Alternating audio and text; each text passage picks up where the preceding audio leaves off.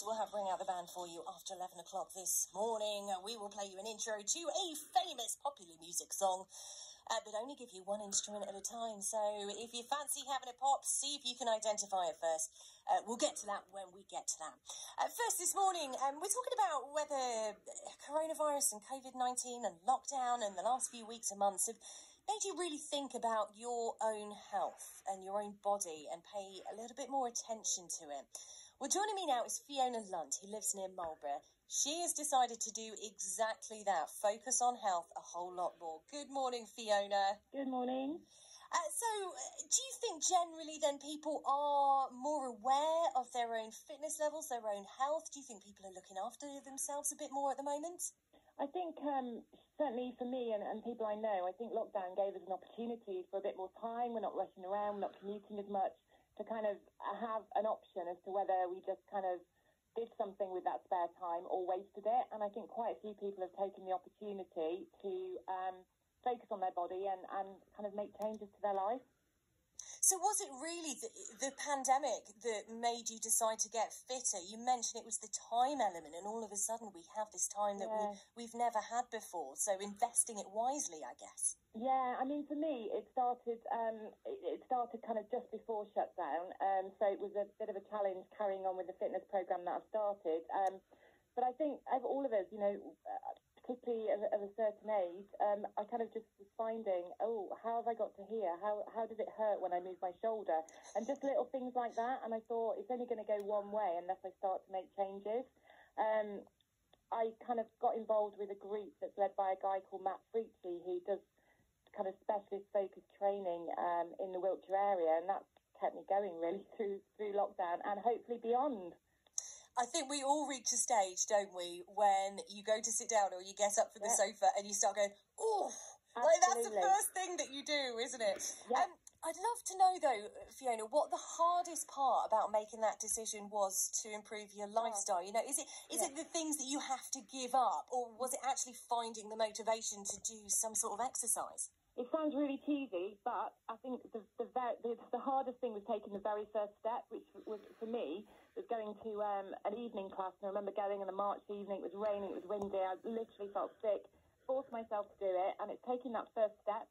And I think once you do that, getting up at 6 in the morning, it sounds awful, but actually, once you're in the process, it's really, really good fun. And I think the thing is, you've got to find out what it is for you and what motivates you to keep going with it, whether it's, I don't know, fitting into a dress you haven't fitted into for 5 years, whether it's being able to touch your toes. Do you know what I mean? That it's connecting to what you want to do as an objective that just keeps you going. Absolutely. I'm with you, Fiona. I've always said, because I'm really sporadic with my exercise. I go through periods where I'm really, really good, and then I don't do anything for a couple of months, I've got to get back on it.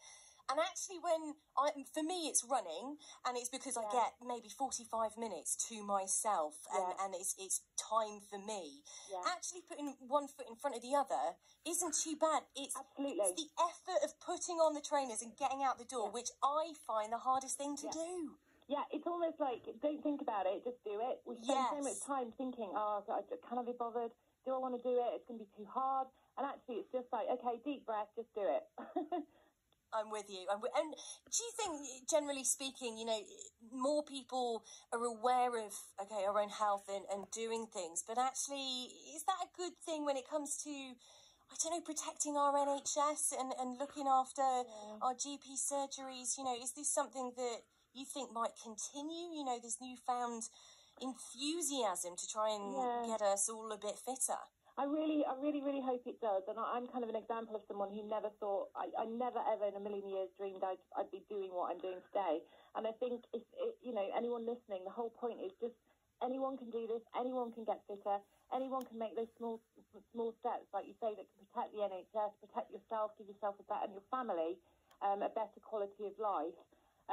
But it's got to come from, I think it's got to come from you as an individual. It's all very well government saying we're going to do this and, you know, bikes and cycling and all of that, but it's got to make sense to you as an individual, I think.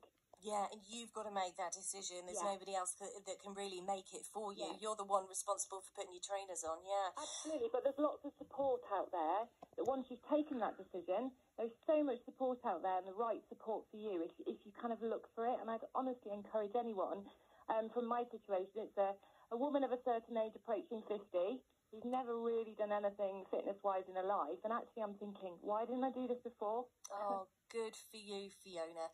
I guess the big concern is this element of time, and I'm going to bring it back to that because the world is, I mean, it's not quite normal, is it? Let's face it. But we're starting to return to some sort of normality. Yeah. How are we going to, all those good habits that we built up during lockdown with all that time we had spare, how are we going to do that when, you know, you've got to focus on a full-time job and you've got stuff to do at the weekends? That is going to be the hard bit, I think. Yeah. I think there's some things that we can definitely take with us. You just said 45-minute running. I mean, that's, to me, that's like, wow, that's pretty impressive. But I think there are things like, you know, just 10 minutes a day, just thinking, right, all of us can surely spare 10 minutes, go in a room and do some yoga or whatever turns you on. We can find that. We can look at our diet. We can, you know, in terms of deprivation, I'm not depriving myself of anything. I'm just eating the right things. If I have a particularly good week, I'll have a bit of a treat, so I don't feel that I'm missing out, and that would make you give up. But I think there are loads of little changes, 1% every day, and you just feel better, and it kind of drives into a positive circle, I think. Good for you, Fiona. Thank you so much for your time. I'm so glad that you are fit and healthy and keeping up the good work, won't you, my darling? I recommend it to anyone, I really do. Oh, perfect stuff, Fiona. Thank you.